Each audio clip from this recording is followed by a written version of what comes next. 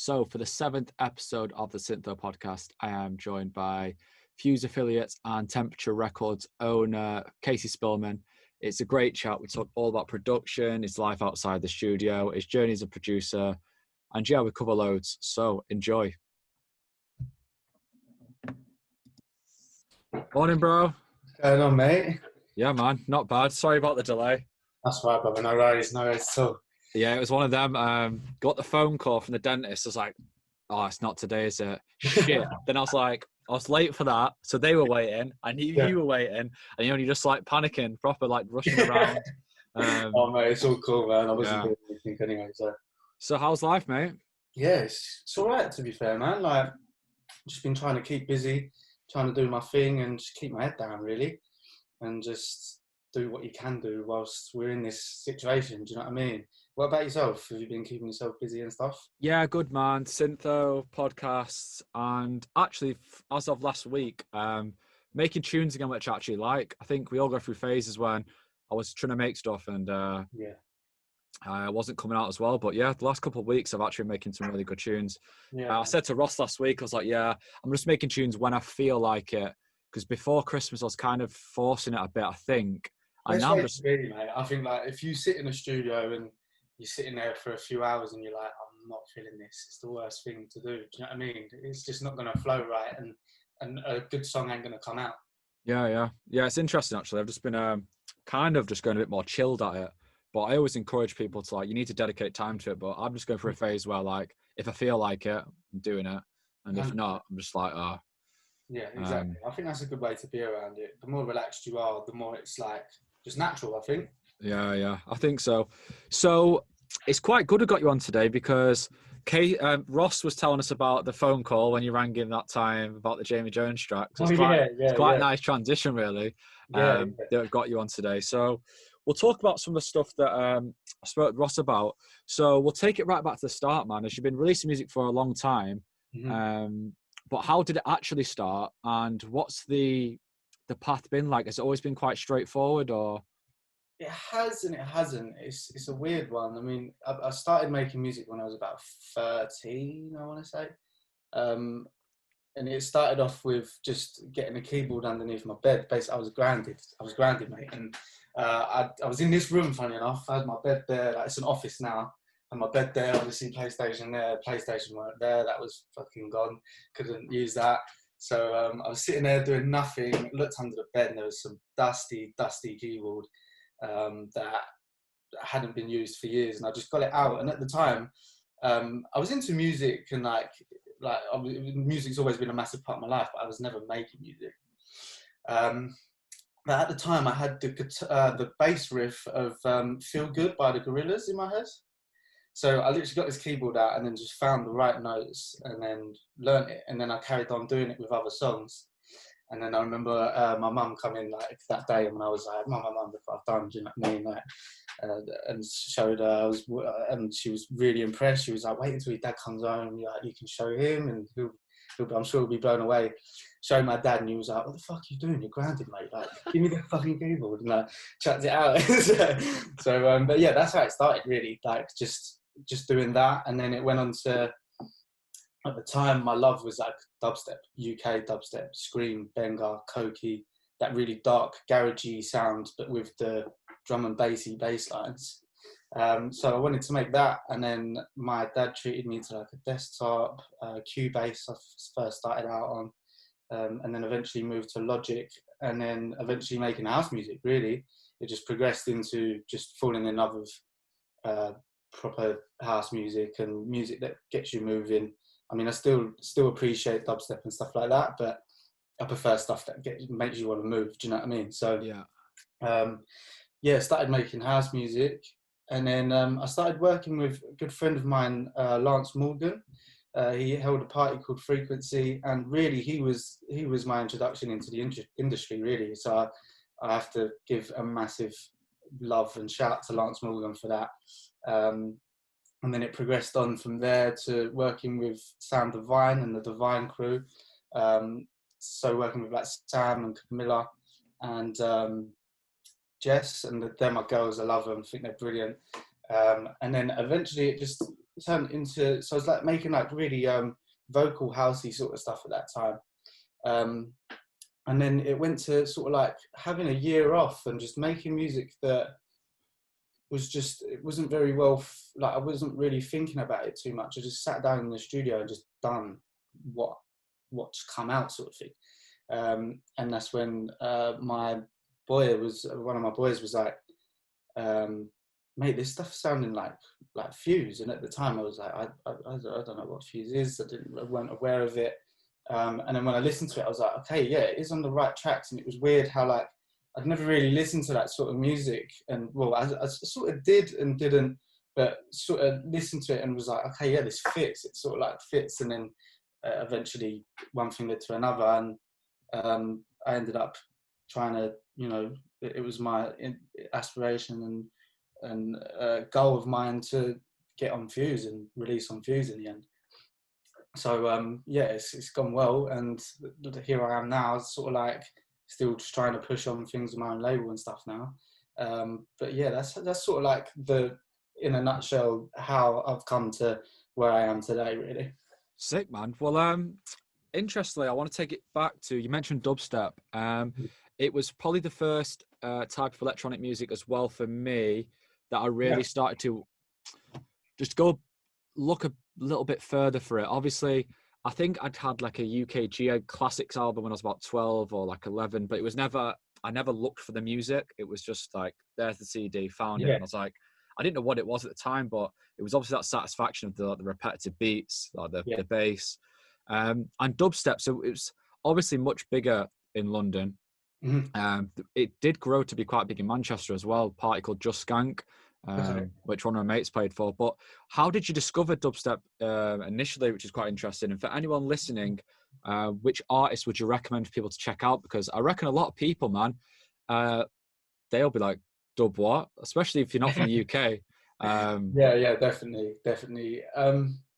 So if you're gonna listen to, obviously dubstep's a very wide genre now. Yeah. It's been, you know, developed so much over the years.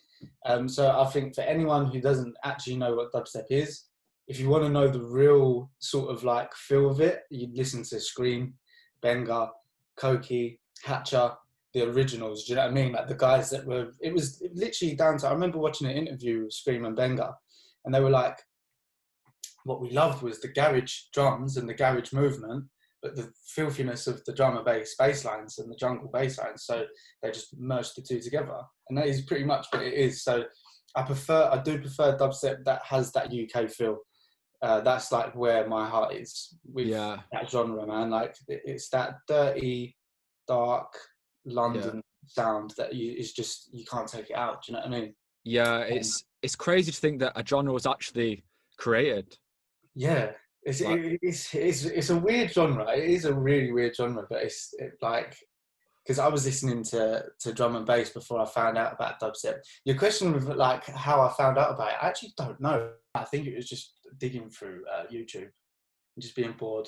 Yeah, I think I got recommended by my good friend Brandon Darby. I think it was it Rusco? There was a Fabric mix he did. Was it Rusco or it does Casper and Rusco? Casper and Rusco. That's it. Yeah, mate. Oh, mate, I used to love Casper and Rusco. Yeah. I absolutely love Casper and Rusco. They were like, yeah, mate. I think I know the Fabric mix. Yeah, and that was the one. Like, every tune was like full blast in the earphones. Yeah, like, mate. Yeah, mate. It was them proper wobblers, man. Yeah, you know what I mean? Yeah, they were wobblers. I think that's the best way to describe it, isn't it? Yeah, exactly. Yeah. And yeah, so it's that's what fed my hunger, I think, initially of electronic music. And it was kind of, I never really knew this kind of thing existed where you could just go on these YouTube rabbit holes, and then by the end of it, you'd YouTube rip them or whatever back in the day, and then. But that was our way of digging back then, man. Do you know what I mean? Yeah. Like, I didn't know at that age. I didn't know too much about like digging for records and, you know, going to record stores, doing this, that. I weren't raving. I was too young to rave. So it was like, all I would do is just sit on YouTube, find different tunes and send them to my mates. But I only had like, in my big group of friends, I only had like one friend that was into dubstep. So we'd just we just keep swinging them between each other until we found, mate, we ended up finding some crazy songs that I don't even want to listen to now, to be honest. Yeah, it was just like, it's just a bit like, when I wished I did dig in record stores for dubstep at the time. I wished I didn't know about that, to be honest. Because I think the whole culture of it as well, a lot of people were just pressing stuff, weren't they, week to week, and the amount of rare records out there will be obscene. That's what I mean, man. I think with that, especially with dubstep, there's a lot of white labels that are just, you know, just one-off prints, 100%. Yeah. 100%. So moving forward to the houseier stuff, you started off with Sam Divine and her labels. How did that come about? Because she's always been quite a big name. Or did you meet her before she was established, or? I can't remember how we met, but she was definitely established when I met her. It was through Lance. So when I first started, the first event I played for was Frequency with Lance Morgan, and I think he was the one that introduced me to Sam and Camilla and their crew, and it just gelled, mate. Like I was making music that was fit for them at the time, and we get on really well, and it just flowed nicely. And I have to give a massive props to Sam and her crew and Lance for shaping who I am now, 100%. Like I wouldn't be where I am now without them, and they've definitely shaped me and matured me in a way with my music as well, 100%. That's amazing, man. To think that, I think sometimes a lot of people's early movements in their career often, like, they think, oh, it's not aligned with what I've done, but it's good to hear that you think that played a big part in where you've ended up now. 100%, man. I mean, like, it's everything I do, I see everything as everything happens for a reason, and I think you learn from most things that you do. And 100%, my sound wouldn't be my sound today if it weren't for them guys, and obviously Fuse, everyone that I've worked with. You know, like everything I do with my music and who I work with shapes me in a small little way, and, you know, carves out who I am as a musician, I think. Yeah, I think that's a good answer, because someone asked me on Instagram on a question, do you regret any of your releases? I'm like, initially I got my backup, like, is he trying to say some releases are shit? But he meant, like, do you regret some of the labels you've gone with? And my reply was, if I hadn't done any of those things, they've all contributed to where I am now. Like, I could have waited 10 years to release my first ever record and become this whole package straight away. But then you're waiting 10 years, and all the things along the way, even if they aren't as good as the stuff you're making now, I think they all contribute towards the end goal. 100%, mate. I mean, if you first listen to what I was making on Cubase, trying to make dubstep, mate, it was absolutely shocking. Like, absolutely shocking. It was just terrible. So from making that and then working with different people and releasing certain music, I mean, yeah, there's definitely EPs out there today and songs that people probably still love, but I'm a bit like, you know, because I'm always pushing to make myself better and make better music. So I think there's definitely releases that are not that I regret. I don't regret any of them. There's definitely stuff that I listen back to my music and I'm like, I could have done that better. We could have done that better. But I definitely don't regret any of my releases, because, like you said, it shapes you, mate, and it's vital. Yeah, because it's funny, now I think about it, I've sort of told myself in the past, oh, I wish I hadn't done this release, wish I hadn't done this release, because people are going to judge me on that. But now when I think about it, if you judge someone on their releases from 2, 3, 4 years ago, even like a year ago, it's kind of like, oh, come on, man. Everyone's always getting better. And 100%, mate. Like, I don't think you can judge people by what they've previously made, because it's, you know, it's. I like the fact that I can see people's, you know, journey into what they've made and what they're making now, because you see their sound taking shape and, like, and making movements, and you can see the change, and I like that. I like that. The evolution. Yeah, exactly, mate. Exactly. So was that a conscious decision to move from the Sam Divine stuff you were doing to Fuse? Because it's quite a big jump, and I would say if you ask someone on the street to go from that to that, you're like, oh, well, it's not really, they're not aligned at all, so it couldn't really happen. Cool, yeah. I don't know, like, I think at the time it was like, I was making very vocal stuff, and I had a friend, Max, and he showed me a certain song. I think it was a Nick Berringer track, to be fair. And when I heard it, it was just so raw And so, you know, it was like he made it, like, what it is, he didn't try too hard to make this track a banger, but it was huge. Like, it was so simple. Like, the drums sounded like metal, and they just gelled so together. It was just super, like, I don't know, listening to that one song changed the way I wanted to make music straight away. And after that I started digging into a few more tunes, and like listening to this certain sound. And initially at the time it was just drums, bass line and chords. Do you know what I mean? That was literally as simple as that, which is what I've been doing, but just without the vocals.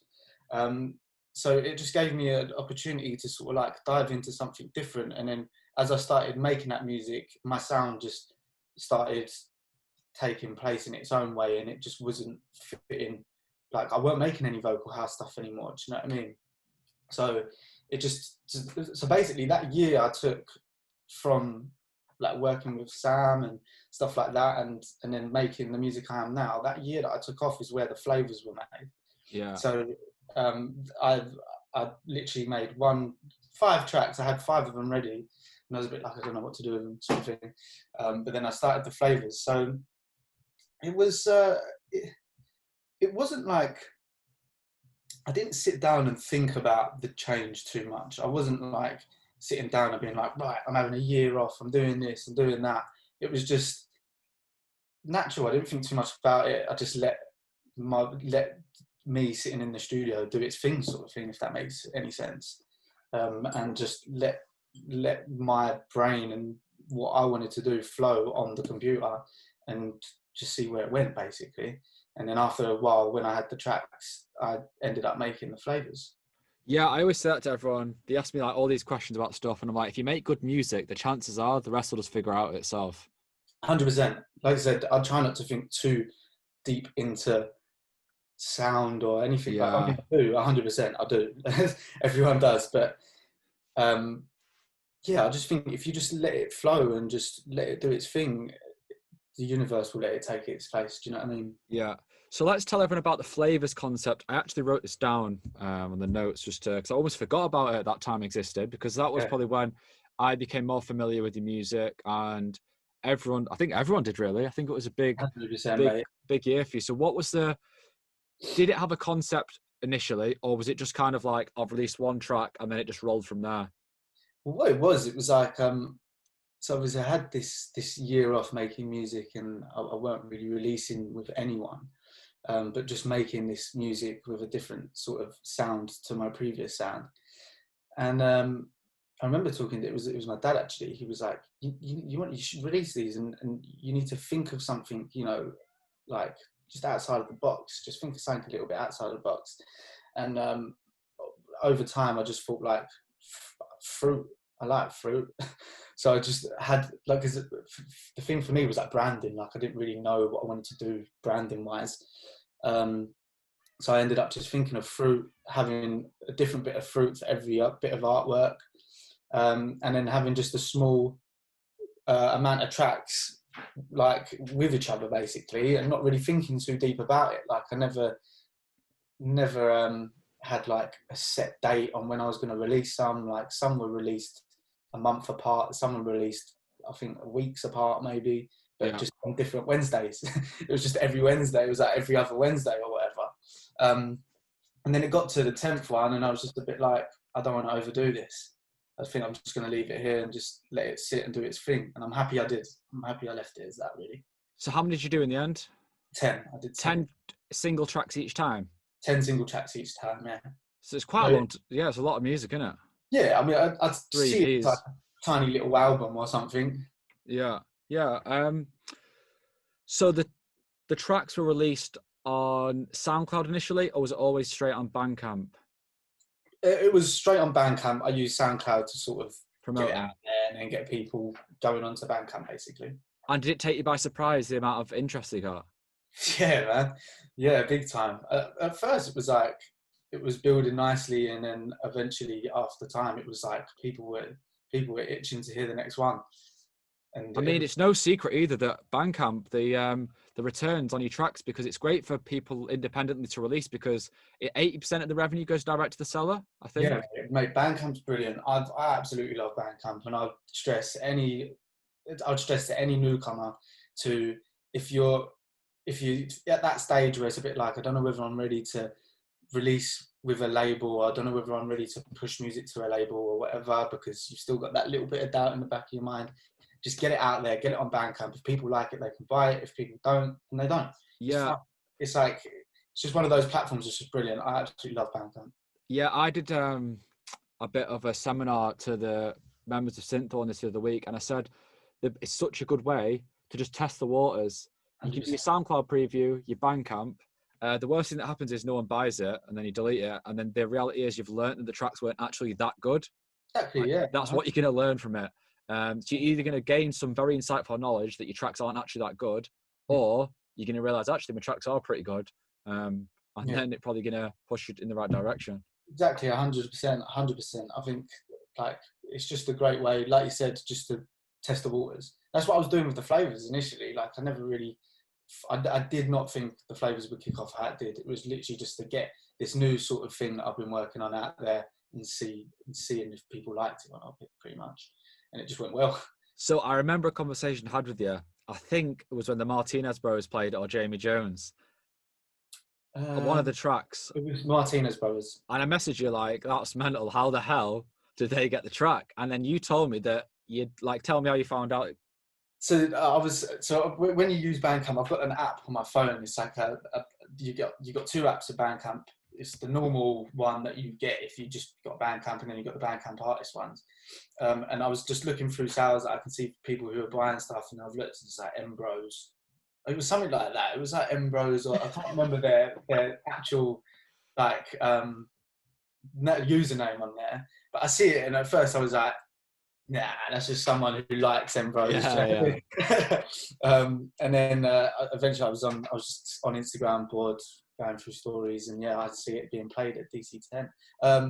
They played it twice actually. They played it at DC10 in the Garden, and I don't know what the other event was, but it was a Fats Festival, and that was the first time they played it. And I just see it, and I was just like, shit, mate. I love that shit, man. It just makes me laugh because it's like, I remember the feeling myself. You're almost just like, nah, it's not. That can't be real. Yeah. And you're like, how the fuck's this happened? Yeah, mate, it's crazy. Like, this is the thing. This is why I stress that Bandcamp's so good.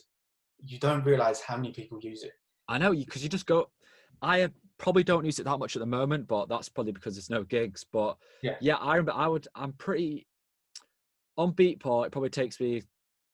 I might have to think twice if I'm going to buy it. On Juno, it's a record. It's more expensive. You've got to really want it, the record. But Bandcamp, I think because I know the artist's getting the money most of the time, I'm like a bit more reluctant to just go, go on, have my $1.99 and it's a good track. And then, I think it's a great way. And the rabbit holes you go down is because you can see what music everyone's bought, which is amazing. But then it's also annoying because I think everyone can end up on these same.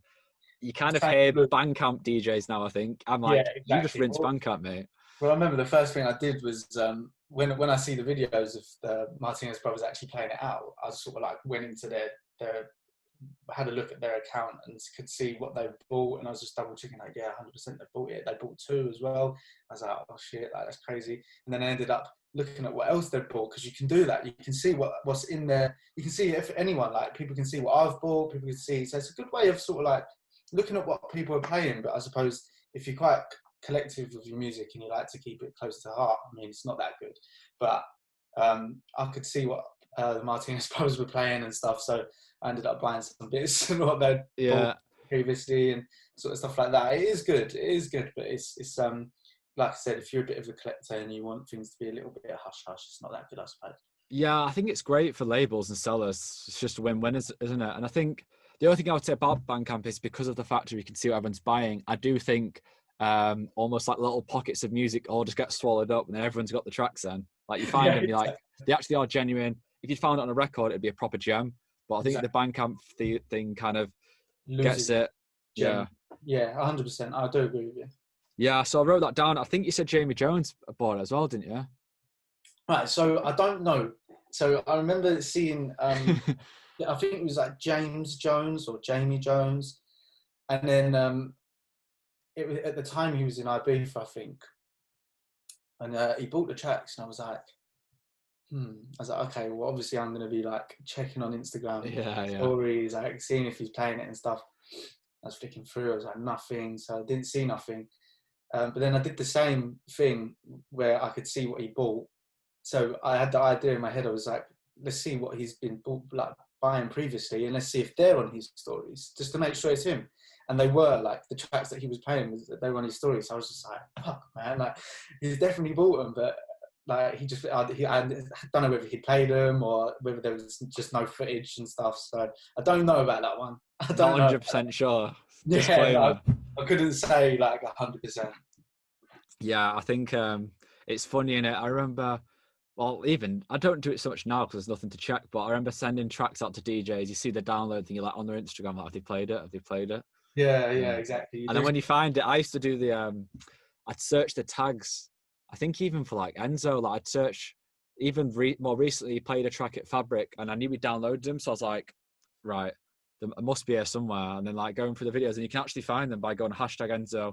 Yeah, and then exactly. Just go for all the Fabric videos. I always do that because you want to try and find the best one. Yeah. I think that's the unspoken habit of a growing DJ, innit? Trying to get the clips of the big dogs playing your tunes. Yeah, mate. It's like, I wouldn't say it's vital, but it's pretty. It's vital, man. I think I say this to everyone. You get more hype around you from a big DJ playing your tune than an actual EP coming out.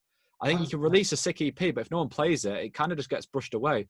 But get one sick video of it getting played in Fabric or DC10, then the EP's then now considered bomb. You know? Yeah, 100%, mate. Which is weird, which is kind of sucks in a way. It is, but it shows how easily people are influenced by what the biggest DJs are playing as well. 100%. Whether it be right or wrong, I think the more you dig for music, like for me, if I see a big DJ play it, I'm actually less likely to probably play it myself because I'd rather try and find records and make people like, oh, what's this record? And a little bit more special, yeah. Yeah, but I think a lot of people, especially if you're just new to it, I guess it's more accessible to find the records that the big guys are playing, which is probably what I used to do like 5 years ago. Your first port of call a lot of the time was you see these big guys playing tunes and then find the tune and you can go down, look at the other tunes from that artist and all that kind of stuff. Exactly.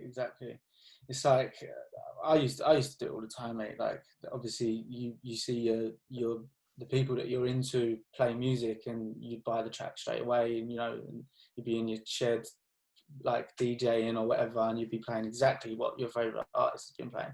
But as you grow as an artist, you start wanting your own sort of circle of music. Yeah, it's funny because you actually associate tracks with DJs. Like there's tracks that I've uploaded and you've played and they can play for you and me. And like, even though it's not by them, I associate that track with them. Yeah. And almost, I don't want to be playing that because like, out of respect almost, like that's your track, you found that track. And I want to kind of get one to associate with myself, and I'm sure you'll agree. Definitely, 100%. I think it depends. I think like if you've digged for a song and a record, I'd be a bit more reluctant to sort of like, be very open about what it is and stuff. But I think if it's like just like a Bandcamp release or whatever, or a Beatport release, I'd happily tell people, I think. Actually, on that point, there was a track I played at the after party we met at, and I sent you at the end, didn't I? I can't remember, mate. I don't know. What track was it? It was one that Keep On Pressing On vocal. I remember now, because I remember you playing it and I remember being like, mate, this is serious. I think I sent you at the end. I've never played it. Have you not? Well, yeah, because you almost don't, it's like you enjoy the track in the moment, but then after it, sometimes it don't even sound that good the next day when you wake up anyway. Yeah, exactly. Probably not even that good a track, to be honest. Probably why not played it. No, it was a banger. I remember every time sort of like scrolling on it, being a bit like, yeah, it's actually got, it's like a dead old track. It's got a weird mix down to it. It's like one of them. It's like sounds good when you've had a few beers and that, but yeah, that's another funny one when you actually think the track sounds mint, and the next day you get the idea and you're like, hang on a sec, it sounded crap. Mate, I do that in the studio all the time. I feel like I'll be in the studio and I'll be having it like, mate, this is one of the best tunes we've ever made ever. Oh my fucking god, like yes. I'll go in there next day and be like, what is this? Do you know what I mean? It is weird how it differs. It is weird, but that's why fresh ears is so important.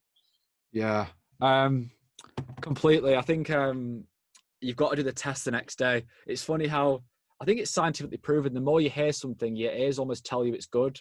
Like in a session, and you need to have that space away from it, 100%. a significant space away from it, not just like walk around the block for 2 minutes. You almost need to come back the next day, and then you get a better perspective. Because like 100%. It all happens a lot, that, doesn't it? Where you play a loop over and over again, it almost seems to get better. Yeah, it does. Well, it's like you get too used to the loop, and it starts, even if it does initially feel empty, if you keep listening to it, it will start feeling full. Your brain will start getting used to it sounding how it is. So you need to come away from it, come back, and then you'll be like, actually, no, this is actually really empty. I need a lot more in this. Do you know what I mean? And that's what I've found. So what's the fuse connection, and how did that begin? Was it like a single moment, or? I was firstly sending music across to Roscoe just through Facebook, and I was at Amnesia Ibiza, and I caught him quickly. We had a little chat, not like didn't say much, it was just a little chat. So that was the first time I sort of like met any of them. And I remember like I was sort of like probably 5 releases into my flavors, and Enzo put something funny up in his story. I can't remember exactly what, but I think he was on his way to a gig and it made me laugh, and I just commented with a little laughing face. And he literally commented back and was like, send me some music, mate. I've heard some of your stuff from Roscoe, like I want to hear some more. So I sent him all my flavors, and then he was like, yeah, mate, these are sounding good. Do you fancy coming down to Village Underground tomorrow? I'll put you on the list. Like, come down, it'd be good to say hello. He was playing all night long, and I remember I had work on the Sunday, so I was a bit like shit. So fuck that, I called in sick. So I called in sick, went straight to Village Underground, managed to sort of like say hello to him because he was playing all night, but I didn't want to sort of like, be a bit like, oh, Enzo. Yeah. You know what I mean? So I was just kept it pretty cool, and then eventually played 2 of my tracks out that night. And it wasn't the first time I've been at Village Underground, that's a massive lie. But it was the first time hearing one of my tunes on that sound system. And yeah, man, the feeling was very, very, very nice. The sound system's epic in there. Sound system, for me, that sound system's crazy, man. So crazy. Yeah, I actually went to see Enzo all night long, but I don't think it was the same one. I have a feeling it was the one before. before. Done a few at Village Underground. Yeah, because Ben Rao played for us, and he was like, I'm going to go to London the next day to see Enzo. And he played for us in Manchester, Ben. So he was like, come. I was like, fuck it, why not? And I went, and I was really blown away by the sound. Yeah, mate. Enzo was very typical of how that sound system sounded. It was literally tuned to perfection, mate. Like, I miss it. I miss it big time, man. That sound system. So every time I walked in there, I was just like, oh, yeah. And Enzo kills it in that room, man. When I was there, like, he really, really killed it. Yeah, mate, he goes in. Yeah, he does. Goes in, mate. Yeah, it's a sick room. So the Fuse stuff you've released on Infuse. I've released on Infuse and Locust. 1 EP on each. 1 EP on each, and a remix as well on Locust now with Stefan Bazbaz. And how did you attack your Infuse EP? Was that like Enzo obviously wants music for the Infuse label. Did he approach you before you started making the tracks, or did you have the package ready? No, it took time. It took time. It was sort of like he heard the flavors, been playing them out, and I kept sending music, and then he was like, yeah, cool, like I definitely want you on Infuse. So I was like 100%, like I'll start working on an EP for you. And it was a lot of back and forth, man. Like, the one thing I would say that Enzo does, he is the king of making you work harder, but in a good way. Like, he will push you so much he'll make you the best artist you can be. And he'll have phone calls with you, talk to you about your music. And I have a lot of respect for Enzo. Like, he's within the past few years, he's definitely shaped my sound, like, to what it is now, 100%. He's just constantly pushed me and made me work hard, man, and I absolutely love him for it. Do you know what I mean? But yeah, it was a lot of back and forth. A lot of back and forth. I remember the day when it was like, yeah, I think this is it. I was like, yeah. It's funny because someone asked me yesterday, do I make music with labels in mind? And I said, like, I have, but they always say it's so hard because there's one thing I would a label in mind, but there's one thing of a label actually waiting for the music, because you almost have to have a predisposition every time you sit down. Like, does it fit this label? Whereas if you just kind of sit down and make tunes that represent you, I think you get less caught up in the label, and it actually all just comes together anyway, because they want to sign your music, like my music, whatever. Like, they don't want to sign music that sounds like them. They want your music at the end of the day, and they think it fits. But I think I got lost when I was doing an EP for Enzo, which is coming out later this year. I was just sitting down and immediately was like, is that sound going to work? Is that going to work?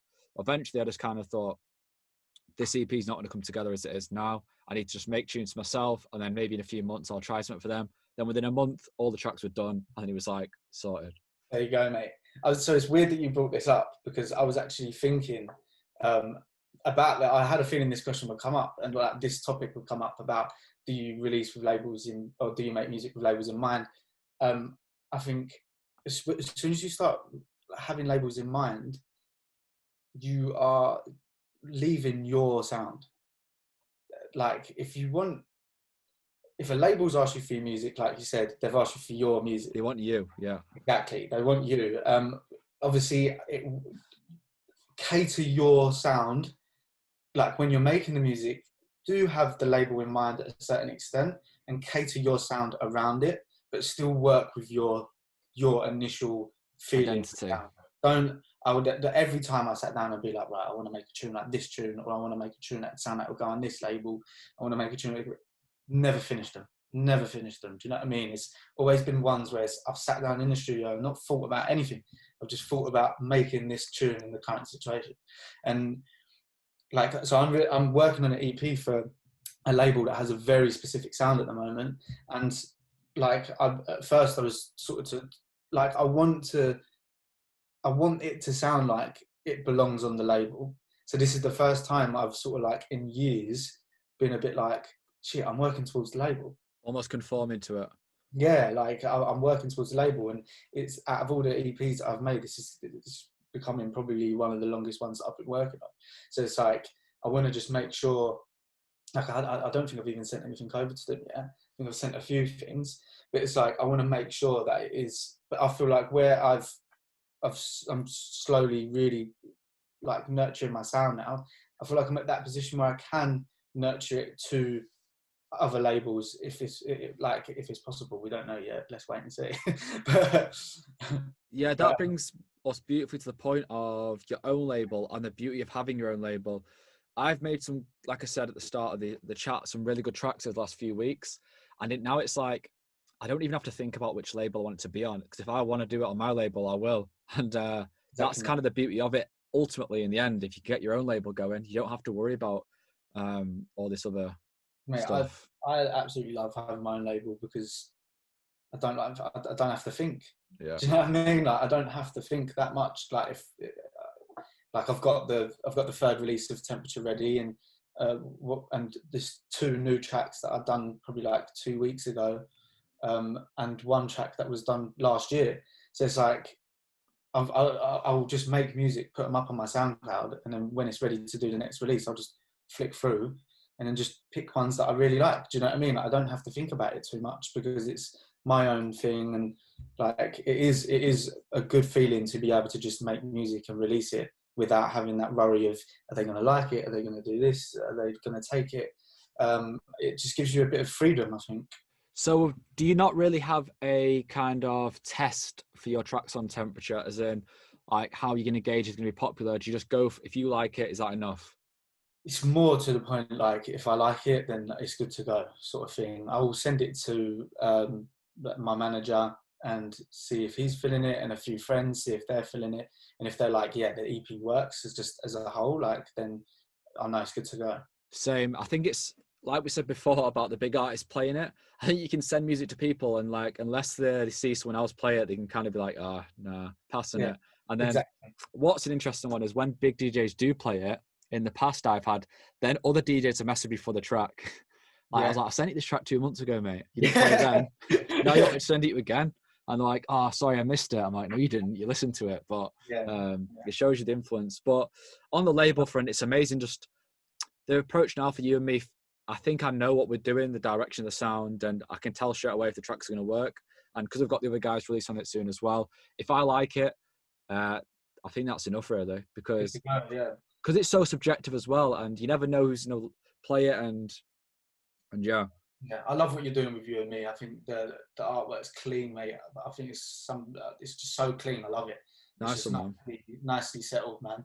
And you're definitely going in a certain direction with your sound as well with the label. So with what you're saying, it shows. Do you know what I mean?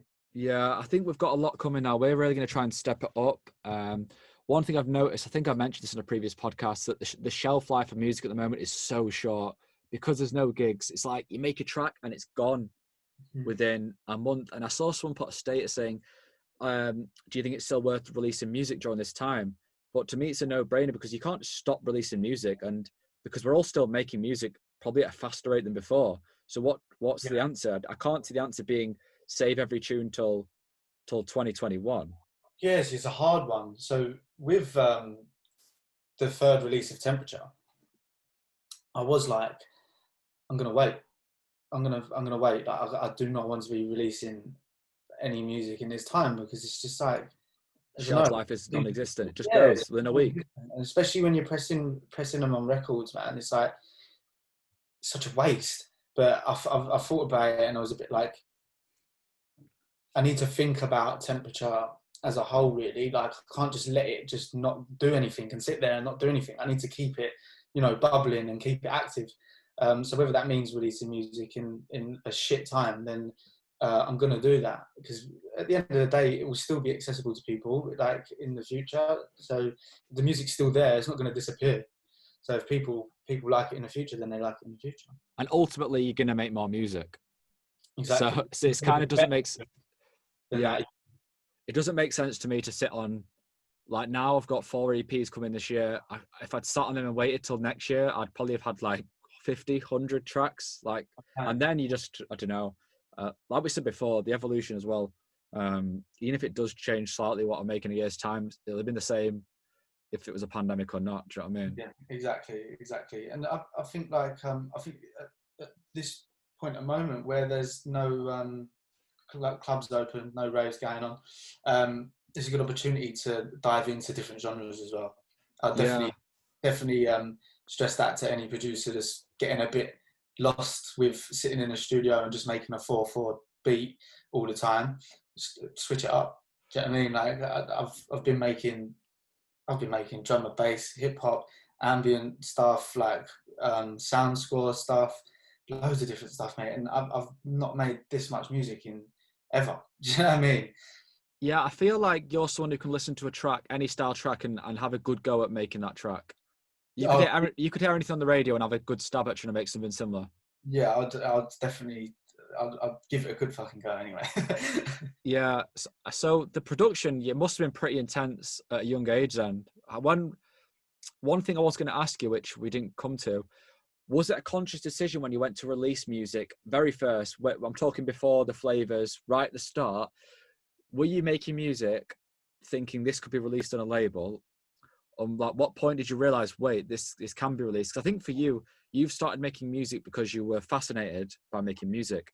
I started making music because I was DJing and was like, to be a DJ, you probably need to make music. I didn't kind of get too obsessed with it. Like some people, I know people that are making music, they hate it. Like, that's the reality of it. I'll say it. They hate it, but they're doing it because they want to be a DJ. And I'm like, you need to learn to enjoy this process because it's going to be a long, long ride. Trying to learn something you've got to be good. You've got to get it to a high level to make a career out of it. But I feel like with you, you've loved it from the start with making music. 100%, mate. I was a producer before DJ, and I was producing years before I even touched a set of decks. And I'd still to today sometimes, not all the time, but would rather sit in a studio than get behind some decks.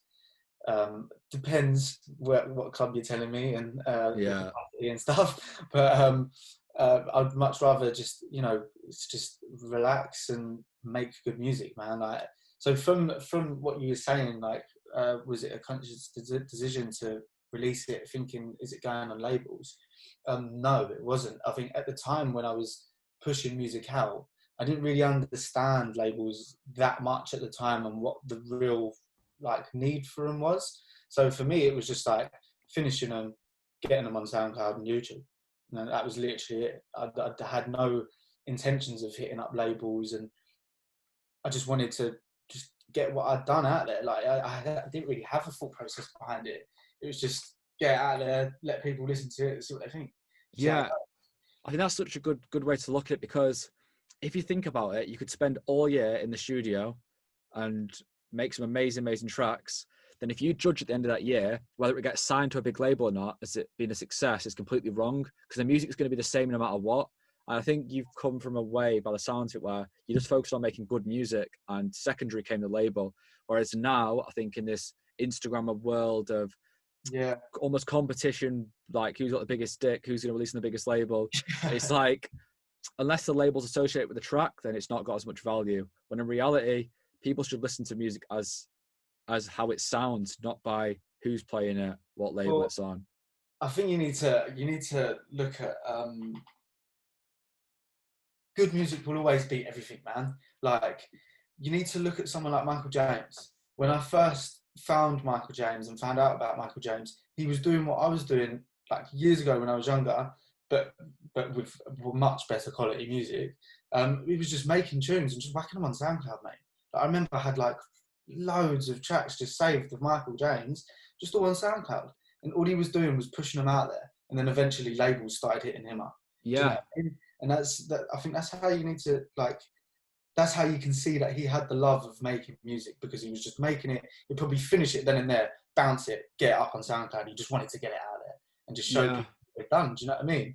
I think it's amazing. I've really come round to this approach, and this is how I'm advising people now. If they ask me what they should do, I think it's a great path to go SoundCloud previews. If you get a bit of interest, maybe do like the odd free download, or just go to Bandcamp straight away. So if you put a SoundCloud preview up, if it's shit, worst comes to worst, you just delete it, right? Best case scenario, someone says, oh, this tune's pretty good. They might tell a friend. Then your audience grows, you get an extra follower. Then if you get a few follows, people are like genuinely asking, can I play this track? Can I, even if it's not that good yet, get it mastered first. Everyone should get the track mastered, because it's going to make a big difference. I didn't know that for a long time. That I didn't know what mastering was. I was putting a limiter on my track. Then one day I had a tenner spare or whatever, and I'm 15 quid, got someone to master it. And I was like, shit, this track's actually pretty good.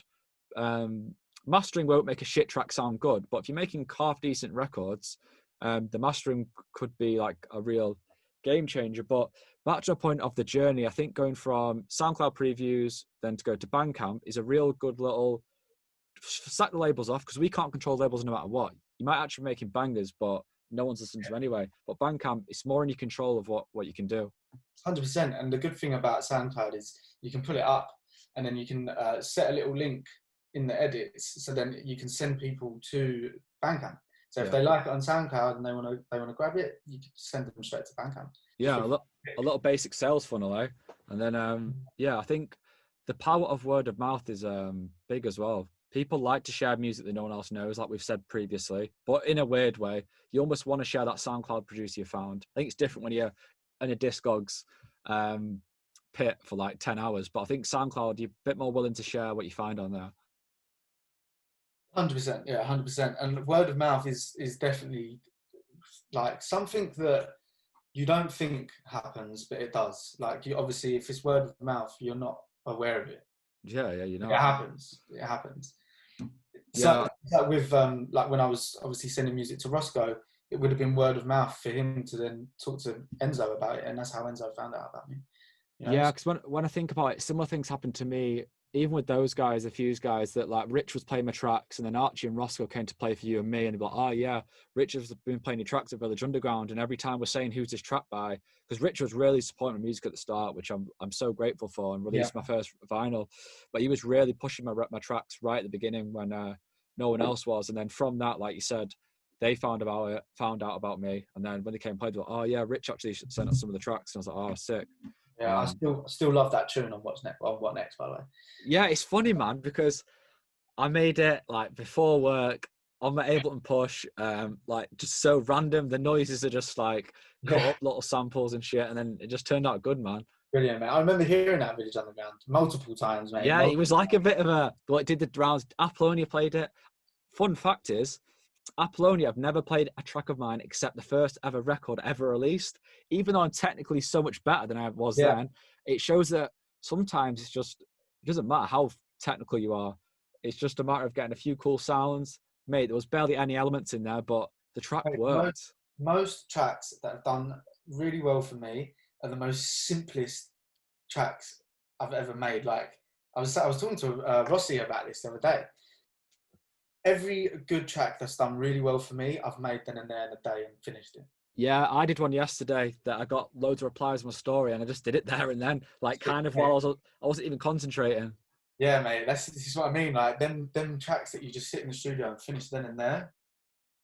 Even though they're simple because you're doing them quickly, but they're just golden. Do you know what I mean? Like, and they're always the ones that do really well for me. I don't know about you, but yeah, I think I'd have to agree. It's really hard. The art of simplicity, though, isn't it? It's like a whole other topic. But trying to keep, I'm fascinated now by music that is simple but still so catchy and memorable. I think, like, you know, Steve O'Sullivan, Mosaic, anything that's like that kind of. Yeah. I think it's different to what we're saying we're done, but listening to music which is simple but still super effective and like you're like, that's sick. And not that many elements. That really fascinates me. Mate, there's two tracks. Well, one EP that I've been listening to on repeat lately, and it's Ewan Ewan's Cola Beach and Dolphin Splash. Yeah, I know what you mean. Mate, if you actually listen to it, it is so simple. He starts off with all the drums at the beginning, with Cola Beach, and just adds like a trancey sort of sound, and then a simple 2-note bass line. I've clocked, but most of his tracks are like 2-note bass lines. And mate, it just works so much, and it sounds so full, but there's barely anything to it, and it blows me away. It's just the quality of the sounds that he's using. It's less sounds, but it's just the quality, the simple quality of the music. It's just great. That's an important one. I think the quality of the sound. Yesterday, the one I did was not that many drum sounds, really nice, thick synth sounds, like strong bass, all from a hardware. And the quality of the sounds were filled space, powerful, opposed to the 50 channel tracks I've done previously, like layering things and almost just making it sound a bit just too much sometimes, man. Yeah, mate. Mate, some of my projects are stupid. Like, you have to scroll for years just to get to the WAV. But I've noticed that the ones that are just simple, barely any sounds to it, but just using the sounds correctly and perfectly is the way forward, man. And that is still something I struggle with now. Yeah. Simplicity is the hardest thing. I think limiting your tools, I think anything in life is, we always try and overcomplicate things, but in the end, if you just do less and then try and get more out of that. Less is always more, mate. With everything. It's so easily said, but then when you make a track, you're like, how can, before you know it, you've got so many sounds, and then you're like, shit, it sounded better before, but you felt like there wasn't enough going on. Yeah, I get that balance. With music, for me, I'm a sucker for energy. It has to have serious energy for me, man. And when I'm making music, if it's simple, I feel like the energy isn't up there. Do you know what I mean? I feel like the energy is just not there, so I end up adding loads more percussion, loads more hats, just to get the energy really right up there. And then sometimes you end up making it sound too much. Yeah, because there's just a lot in there then, isn't there? And it takes that strip back vibe. But it's trying to get the balance, man. I think if you're trying to make club weapons, then a lot of the time getting more sounds in there can, like you say, pick the energy up. But to make them timeless records the last 20 years, a lot of the time I'm listening to them like, wow, there's nothing even in there, and it still sounds fresh today.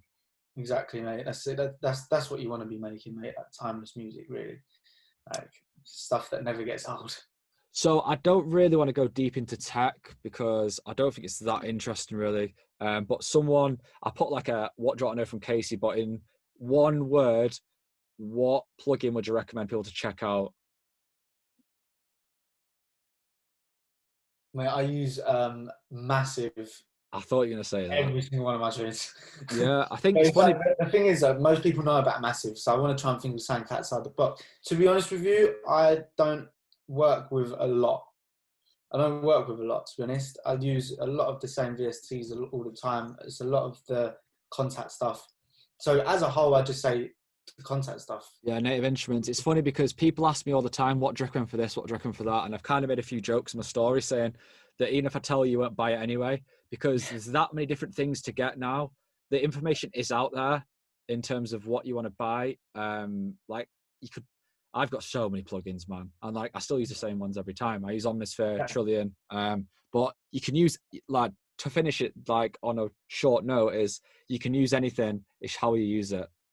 Mate, that's exactly what I was about to say. It doesn't matter how much equipment you've got, what VSTs you've got. If you're comfortable with a small amount of VSTs and you know them inside out and you know how to use them, that's all you need. Yeah. You know what I mean? Like, it's not about how you use it. It's not about what you're using. It's about how you use it. Do you know what I mean? It's about how well you know that VST. And I'd stress, if you do buy a new VST, don't just use it once or twice and be like, oh no, it's not for me. Like, focus on it. Do you know what I mean? Like, actually focus and like learn the VST and what you're using. And that's why I want to put in capital letters buy, because it's all well and good cracking plugins, but when you crack something, you don't invest in it, so you don't even learn it. So exactly. We've all cracked a plugin in our time, but I also know that the shelf life of me using that plugin when I don't put any cash in the game is non-existent.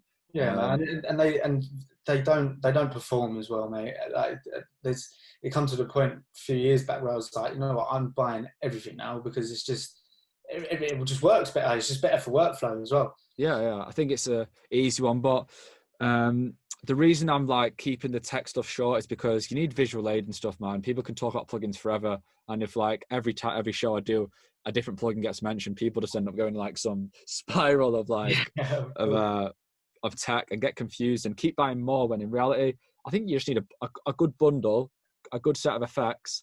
But even then, I could make a track on just Ableton. I know I could, like a really good track with no plugins whatsoever, but they just make it easier, right? Yeah, exactly. I've got very comfortable with my VSTs now, so like they're like family. Yeah. You know what I mean? I quite use them religiously. So what's life like outside of music, man? It's really good, mate. Really good, man. Like I said, just doing nothing. Yeah. Do you know what I mean? Like I'm working. I help run a business with my friend, so that's been keeping me super busy, and it's been going really well. So I'm really happy with that. I've been doing some music for like ads on Instagram for certain companies, which has been really fun. And yeah, I've just been keeping really busy, mate. Like, funny enough, I think I've been like, obviously 2020 was seriously quiet, but eventually at the end of it, it got to a point where I was like, during the weeks, 2019, it was most weekends I was like super busy. I didn't have no time on my hands, but 2020 during the weeks was it's like really busy. So it was a switch up, and it was a nice switch up, mate. Like, the only thing I'm hating about all this is just the parties, man. Like, I just want to get crack back on and, you know, just listen to good music on a good sound system. But I'm not, you know, focusing on like that too much, because I think it will just end up getting you down, and there's nothing we can do about it at the moment. Do you know what I mean? Yeah, I think it's good to hear that you've got your little business on the side and doing stuff that's not just all in one direction, especially during this, because I don't know, like it's an empty void, isn't it? If you're worrying too much about the gigs and things like that. And I think it's been a great time to focus on other things. Exactly, mate. Like, if it weren't for this time, that with this free time that we've had, I mean, mate, I've rode my bike so much in the first lockdown, and I'm not active at all, mate. Like, it's something I need to do more of. Like, listening to you and on your previous podcast talking about being active and stuff, it's definitely something I need to do more. But it's because the weather's been like cold. Like, when it was sunny out, I mean, I was on my bike every day doing like, so I live in Essex, and I rode into London and back. I never would have done that. Do you know what I mean? Yeah. If it weren't for the lockdown. So it has been a blessing in disguise with certain numbers of things, but also been like a big learning curve as well. Like, since this had happened, I've put a lot more time and effort into this business with my friend, and I think it's noticeable because it's been flowing a lot better. Yeah. And it's just been, you know, working right. Do you know what I mean? That's good, man. It's good. Yeah. So what does the average day look like? You routine guy, or just every day is different? Every day is different. Most of the time I'll wake up, do work for the business with my friend, and then after late afternoon to evening I'll be doing music. So pretty much similar every day, yeah. Yeah, pretty much, mate. And you're an evening guy for the beat making? Depends, mate. It really does depend. 9 times out of 10, yeah. Like I do like it. I like making music in the dark. Weirdly, I don't know why. But it's definitely something for me. I like making music at an evening because I see it as a wind down time as well as being productive. Unless it's not going well, then it's not a wind down time. It's a wind up time, and it starts winding me up. But yeah, definitely. I think evenings is definitely more where I make the bulk of my music. What about you? Are you? Well, it's funny you say that, because I'm doing quite a lot of different stuff now with the podcast, the teaching, all stuff like that. I was always a morning guy, but now I am making to-do lists with them a day. And I'm going to speak about this in my weekly email this week, that to-do lists, they are good. However, they can take so much of your time up. When like yesterday, I was like, I don't want to write a to-do list until later on in the day, so I don't have anything polluting my brain while I come in the studio, and actually made good tunes. But when I'm constantly like, right, what have I got to do today? So I want to make a track, but I've got 10 other things, even if they only take 10 minutes each, 5 minutes each, they're just in my brain. And then until I've done them all, I can't really get in the zone of studio. But I did kind of experiment with the late night beats a few times before Christmas, and I enjoyed them. But then I like to go to bed early, so I find myself charged up then with the bass and the beats and the... Yeah, 100%. I mean, I'm a night stalker anyway, mate. Like I'm always up at night. Do you know what I mean? There was times when I was in college, I'd be making music in my room. I'd finish and the birds would be singing in the morning, and I'm like, shit, I've got to get up for college in like 3 hours. Do you know what I mean? Yeah. So I've always been used to making music late at night, really. So I think it's just embedded in me since where I've been doing it for years. Yeah, it really is different. People are morning, some people are night, and Exactly. Yeah. I think for me it's just I like to do it in the morning, but now I'm not too...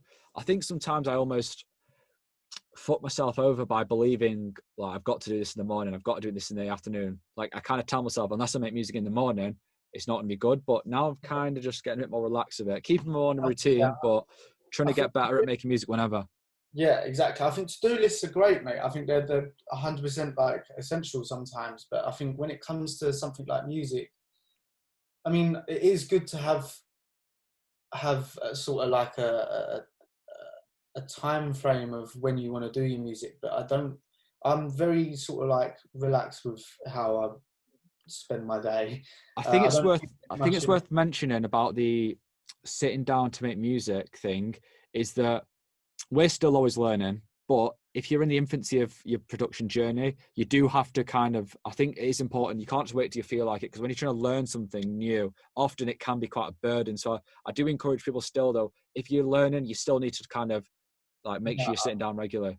Mate, if you're still learning, which we all are, well, like the bulk of it, we know. Like when we say learning, we mean like I'm always learning, but the people that are still trying to figure out how to make a track, like how to make a track. Yeah. For anyone for still in that stage, or they've just started that stage, one, I'm jealous of you because it's so exciting, and two, don't stop. Like every time you've got a bit of free time, sit behind that laptop. That's what I done. You know, like I'd finish dinner, I'd go make music. I'd come home from school, make music. I'd come home from college and make music. Every bit of spare time I had, I was behind my computer.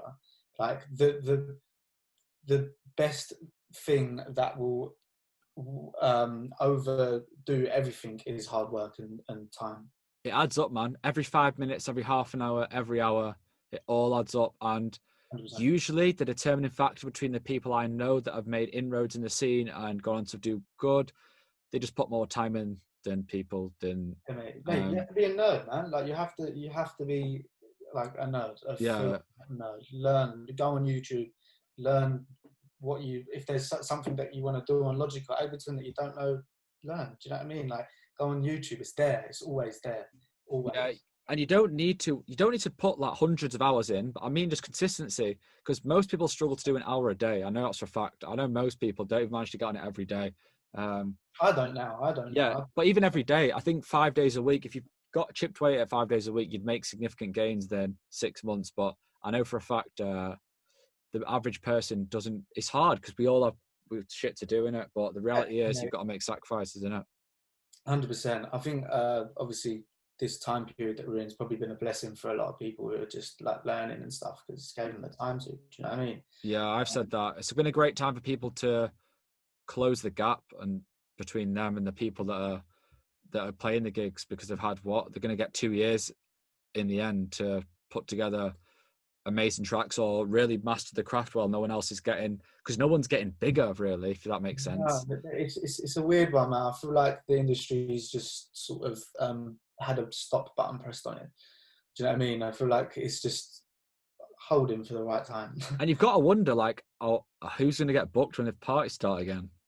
Like, that's a crazy one, eh? Like, are people going to book me? Are people going to book you? Like, because you don't know, do you? Because when you're in the cycle of pre-COVID, you always had like with the agent, you'd always know who's interested. And now it's kind of, because there's no parties, so it's kind of like back to the start again. It is strange. I mean, I'm looking forward to seeing things bubble up again, and but I'm not. Like when it first happened, when lockdown first happened, I was pulling my hair out, mate, because I was like, 2020 was going to be so fucking good, mate. Like I was distraught, mate. Do you know what I mean? I was distraught. And then I've noticed that, I weren't making music. I didn't even want to, because I was just like so pissed off about it. Do you know what I mean? I was just like, I don't even want to get in the studio and make music. Like, I'm absolutely fuming. But then over time, it was a bit like, nothing I can do. So we have to take this time to be as productive as we can, relax, learn new things, and just go with the flow. Like I'm now in a bit like, I mean, don't get me wrong, I am very impatient, and I am like, right, I need a party, I need to, do something, I need to play. But it's like, I can't force that. So I have to, the best thing to do is learn to love what we're in at the moment, as difficult as that sounds, but I think that's the best way you can deal with it, I think. Yeah, I said this with Ross, and I think we're all similar age, similar like trajectory, and we all felt that same kind of just as it was about to get fun after that was maybe the good times after the uncertainty of like you're playing gigs but not every week, and then it's kind of like, is it going to happen, is it not? And then I almost felt like the stars are about to align, and then but Josh, man, like I'm a firm believer in everything happens for a reason. Like maybe 2020 wasn't, like say the pandemic wasn't a thing, maybe 2020 wasn't the right year that everything was gonna like zoom into the stratosphere for us. I think you just think that, don't you, looking back? I think you almost, the longer it goes on, you kind of probably lie to yourself a bit more, like it was about to align, it was about to rock it, but in reality probably would have just been like another strong year. But I think the line often just goes like, it doesn't go like that. I don't think it does in like the odd success, but it's just chugging away. It's weird. I've had times like at the beginning of my career, it felt like roller coasters. It felt like it was going up, and then it felt like it was going down vertical, and then it felt like it was going up again vertical, and then down vertical. But now lately, it's just been a nice steady flow, and it's just been comfortable, except for obviously this coming into play. Yeah, that kind of sounds like that. I used to think that there was going to be one track, and then I'd wake up the next day, and then I'd be like, that'd be it. But then the more you realize that it's actually better to, I think when it goes up like that, if it comes down, it's gonna be a similar, like, whereas if you come like that one day, well, if you listen on the podcast, I'm making the expression of an almost, what's that shape of a curve called? What would you call it? Like an LFO, if it like a sine wave. Oh, not everyone's going to be LFOing it on this. If we think of a straight line opposed to almost like a horseshoe going up. Yeah. Like, I don't know. I can't think what the line is like. But yeah, I think if your growth is at a steadier pace, I would assume that if it ever the bridge is burnt down, it would be at a steadier pace as well. But I'd probably say if you shoot up to stardom overnight, I think there's a chance that the The drop will be quicker. Could be quicker, but that's just my speculation. Yeah, man. I mean, it swings and roundabouts. Some people will, boost higher than others at times and have that longevity there. It's everyone's journey is different. Different, man. So that's why it's hard often to compare. That's why you've got to look at it with a wider scope and take bits and bobs from everywhere. That's why I'd stress to anyone who's starting up or is on the rise, on the quick rise, or just rising, is the one thing to not do is just compare what others are doing to what you're doing. Yeah, because it's always different. It's their life, it's different. It's things align differently for everyone. So just be comfortable with what you're doing, be happy with what you're doing, because 9 times out of 10, if you actually sit down and think about what you're doing and what you're achieving, you're going to be happy with yourself. Yeah, definitely. So we'll go on to some questions, mate. Some of the fun ones you might have heard of in the other podcasts. Been comical, some of the answers. Ross last week was what was his? It was he couldn't answer one of them, but we'll come to him. So we'll get started.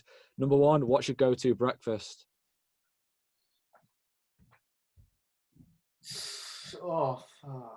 Come on, the first question. That's an odd one. My breakfast changes all the time. At the moment, it's just been toast, mate. I was going to guess this because you said you didn't really have a morning routine. I reckon you just switches up the breakfast. Switches up all the time, man. Like it depends. If I'm cold, I like porridge. I love curiously cinnamon. How adventurous does it get, or not? Not that adventurous. Pretty. What's simple. on the toast? Butter and then peanut butter. Fair. It's not too bad. I thought you were just going to say butter. Then I was like, oh. What's your favourite ever TV series? Either Only Fools and Horses. Only Fools and Horses. Yeah. Fair. I was thinking of Breaking Bad guy. Mate, it was either Only Fools and Horses, Breaking Bad, or The Last Kingdom. But I thought Only Fools and Horses is like a massive comfort zone for me. Do you know what I mean? If I'm feeling down in the dumps, I'll stick Only Fools and Horses. And you still watch it now? Yeah, mate. Well, I love weekly, daily? Probably not weekly or daily, to be fair. Like, it'll be every now and then. If it's on, I'll stick it on. And It's on Dave, innit? Whatever. Is it on Dave? Yeah, Dave. Yeah. Day or night parties? Oh, man. Night. I thought you were going to say night after you said you like the making tunes at night and all that. I don't get me wrong. I don't think there's nothing better than dancing in the sun. Yeah. But there's nothing better than when the lights are up and the night is dark and you're ready to go. I actually love day parties, I think, but there's something special about nightclubs, isn't there? There is. But I'd like you said, I would much rather probably be in the sun dancing than being in a dirty. I think it's funny because day parties make sense to me. It's sun shining, having a beer in the sun. Nightclubs in a dark, sweaty room listening to repetitive beats, like doesn't make sense. But I don't know. We love it. Yeah, it just doesn't make sense. So what's the biggest lesson of 2020? Biggest lesson of 2020 is to not think too much about things and just do. Just do. Just go with the flow. Don't think. Take action. Yeah, like too many. Sometimes too much speak, not enough do. Yeah, man. I just think I don't know. I wouldn't say I've learned a massive load during this. I've just used it more of a time to just focus on myself, really. Do you know what I mean? So the one thing I've learned is just do. And another thing I've learned is that I need a better bike because my one's shit. So there you go. Really. Favorite quote? Okay, I heard one the other day from Gary V. Yeah. Oh, what was it, man? It can't be obviously ain't your favourite, but I listened to it and was like, okay, wow, like this, yeah, I love that. It was so basically he was talking to a lad.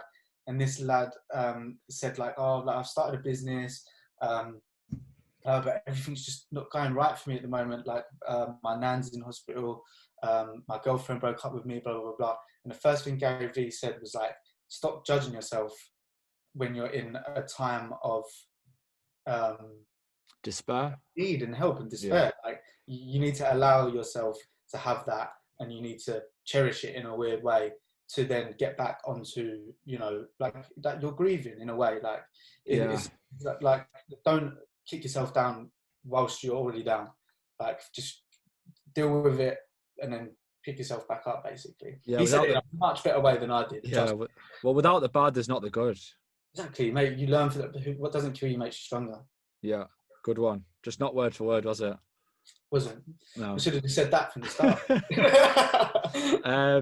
So it's been a popular question. Who would you get to break you out of prison?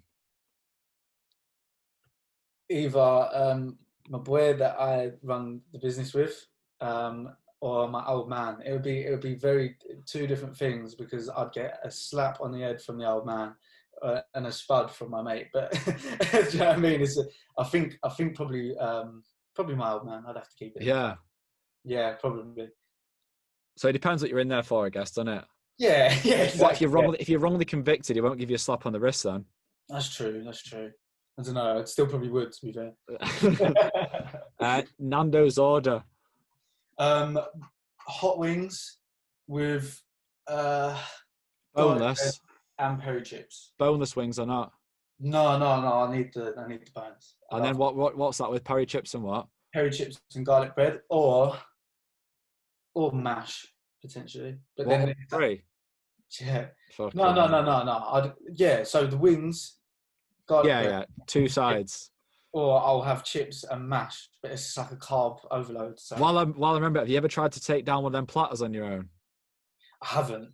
I've seen people do it. Some of my mates do it, and I ordered one once, and it's like 4 sides, a butterfly, and 4 wings, and I just don't see the need to do such a thing. That's just ridiculous, man.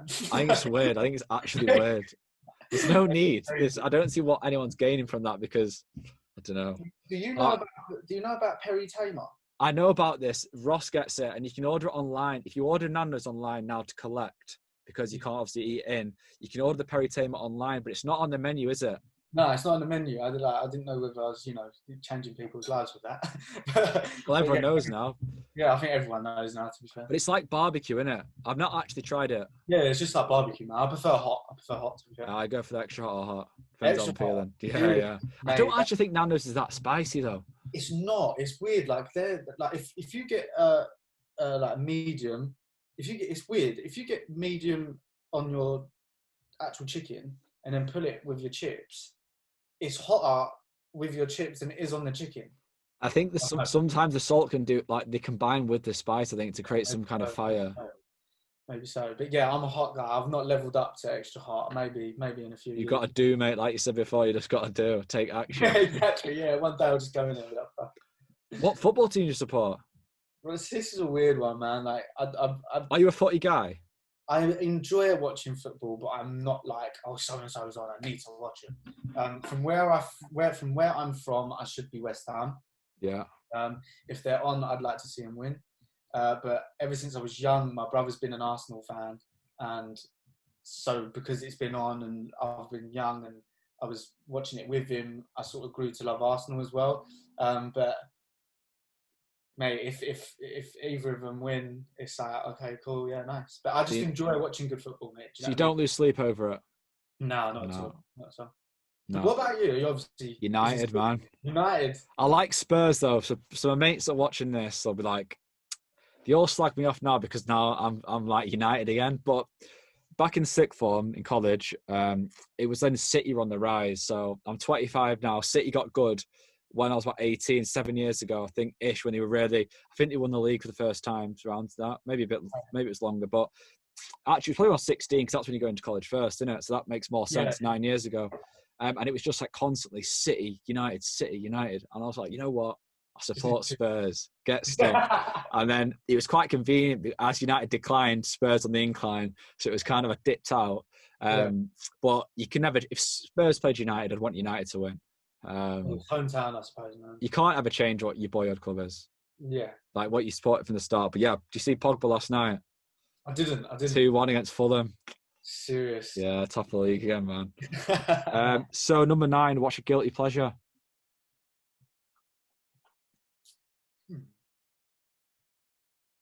Don't know, mate. This is a hard one. I have loads of guilty pleasures.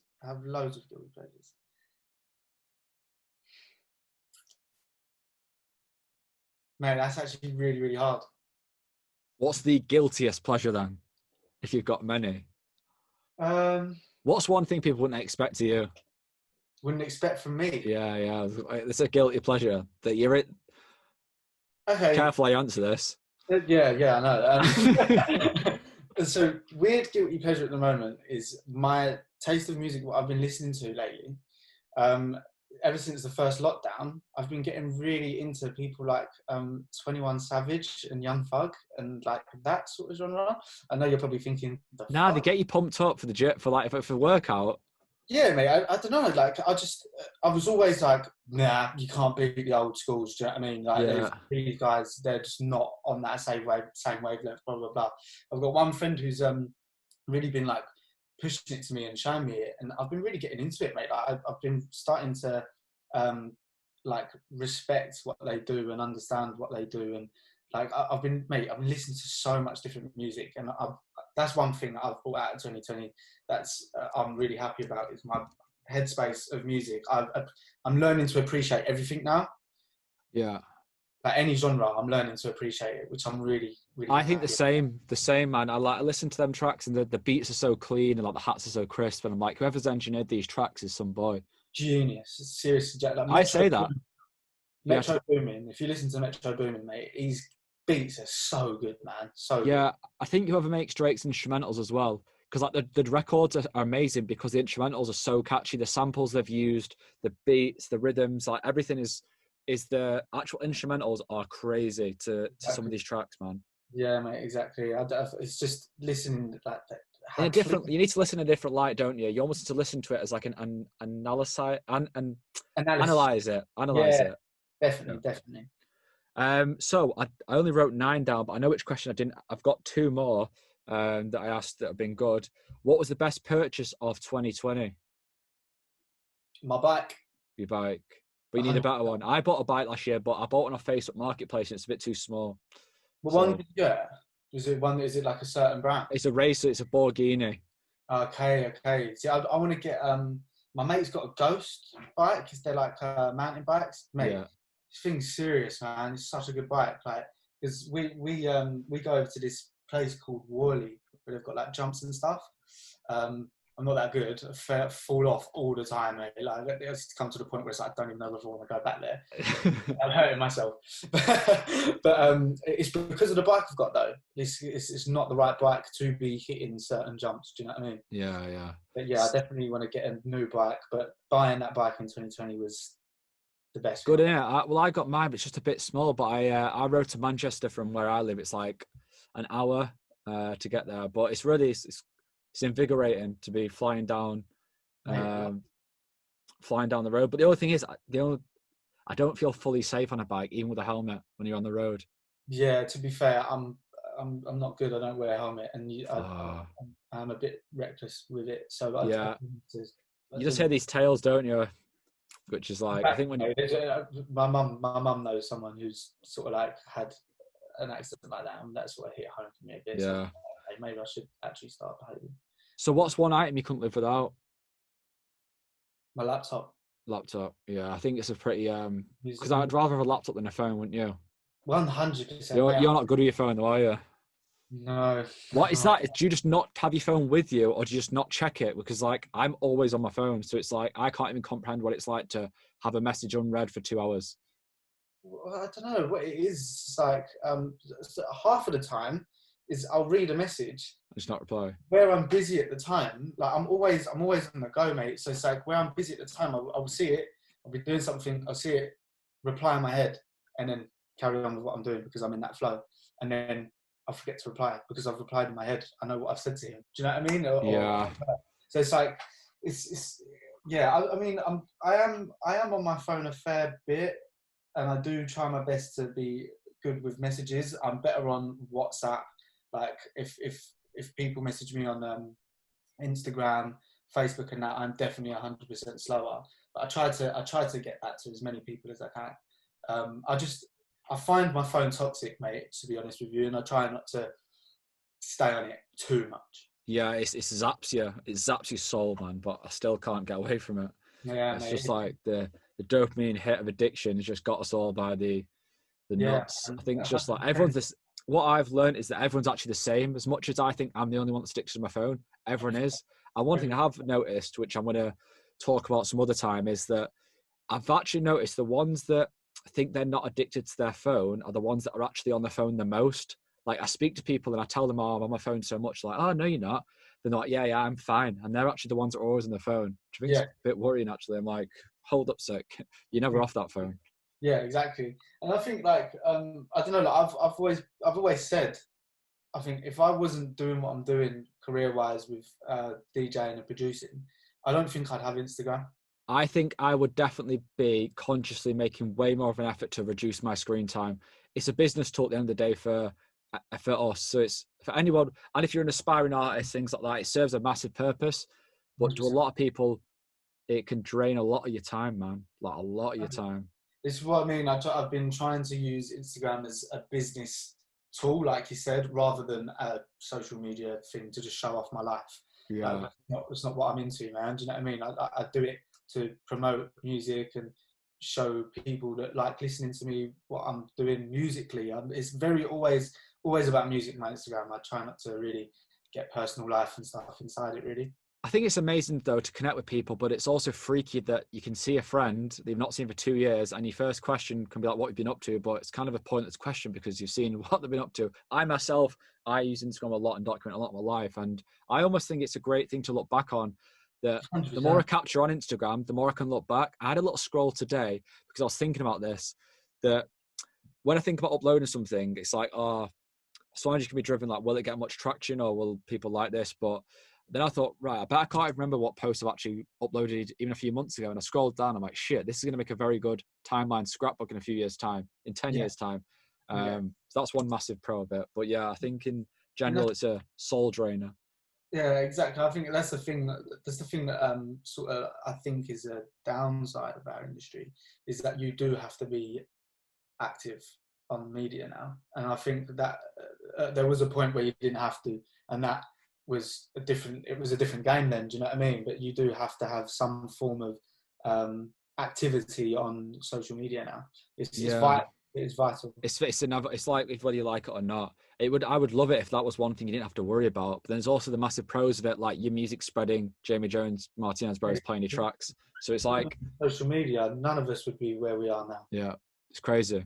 So that is all them questions answered. The one more which I've asked everyone is, what do you know now that you wish you knew then? Which seems to get everyone thinking the most. What do I know now that I didn't know then? That you wish you knew then? I wished I knew then. Fucking hell, that is a difficult one, man. Yeah, it's a good one, man. I've learned so much. Like, if we're going to talk in music sense, it would be probably to what we were talking about earlier, to not cater towards labels. Just do your own thing. Yeah, just do your own thing. I just think it's so vital in creating and curating your own sound and having that there. It is so vital. You need to sit down and just do rather than think and do, if that makes any sense at all. But I think that's one thing, because when I did do that, it wasn't working for me. And then I really got into a process of being a bit like, this is my way of doing things, you know, like this is how I want to do things. And it's just works for me, man. I'm trying to think anything in life? One thing 100%, and this is actually probably bigger than the one before, is just the law of attraction and positivity. I wished I knew it way earlier in my life than now. It's funny, I was actually going to ask this. Do you believe in the law of attraction? But obviously, yes. Big time. So to what extent, you think if you think something it's more likely to happen, how far does the law of the attraction have to go for you to say, right, yeah, you've followed the law of attraction? Does it have to be written down? Does it have to be thought? Does it have to be said out loud? Or does none of the above apply? It's more of just a feeling? It's all of the above, I think. I think, so basically, my friend Tyler gave me The Secret, which is everyone knows The Secret. I read it, and shit just started working with small things like traffic. Like there was this one road that was just always chock-a-block, always chock-a-block. And I woke up one day and I was literally in my shower and I was like, there's going to be no traffic today. The roads are going to be clear. Literally talking to myself in my head, telling myself the roads are going to be clear, brushing my teeth, I'm like, the roads are going to be fucking clear. And they were. And I was just like, what the fuck? So I that sort of made me think a bit like, okay, yeah, it could work. A few chapters into reading the book, or even just a few fucking, like, a fair few pages, Enzo popped up to me, and I was just like, okay, yeah, this is working. I think it's funny because I think there's a massive bias in it. Cause it's like, because well, suppose you say if you hadn't read that book, it wouldn't have happened. I guess that's what you're saying. Is that what you're saying? Yes and no, I don't know. It definitely made it happen quicker, and definitely pushed it into the right direction, mate. Because there was points where I was like, on my notes, talking about writing notes, I just type them on my phone. Yeah. And I remember at the top note of all my notes, they were all like little things like, I am healthy, I feel good, I'm happy, I'm smiling, I'm rich, even though I weren't. Do you know what I mean? There's little things like that. But at the top was, I am part of views. And at the time I wasn't. And I've made it a reality now. And it's like, I do put that full process and that energy into, that's why I am part of it now, you know? Amazing, man. So it's been a pleasure. Is there anything else you want to add? Anything people need to look out for? Look out for just, so I've got a few releases confirmed with some great labels already this year, so I'm excited to be able to announce them. Just keep your eyes peeled, obviously. Temperature 003 is ready, not mastered or pressed yet, so that's going to be the next process of that. So yeah, pretty much that really, and I will be potentially working on an album to showcase all the different stuff that I've been making lately, so not all housey stuff. Yeah. And any artists to check out, any upcoming artists? I always forget to ask this to people, but this could be quite a good thing for any upcomers or... Upcomers. My mate George is doing some really good stuff at the moment. He's like really pushing hard to, George Locke, his name is, he's really pushing hard to make really good music at the moment. He's been doing some lessons with my friend Adam, and I can really hear his sound progressing at the moment, and it's exciting to hear.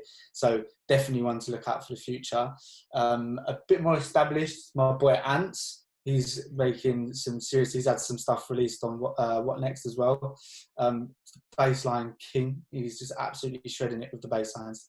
And yeah, I don't know, like, I think that's it for me at the moment. Like, there's so many, mate, like, I can't, and obviously Pac, I have to say Pac, but I don't see him as an up-and-comer now, do you know what I mean? He's established now, he's getting to that point. And I think he's a brilliant guy. I absolutely love him. So definitely them three lads for me. Cool, man. So everyone go and check them out. And I'm sure if anyone's got any questions on anything we spoke about, fire them over to me and I'll pass them on to Casey because he never checked his Instagram. But yeah, man, it's been a pleasure. Thanks for your time. And yeah, I'll catch you soon, bro. 100%, brother. Thank you very much. Peace, mate. See you in a bit, bro.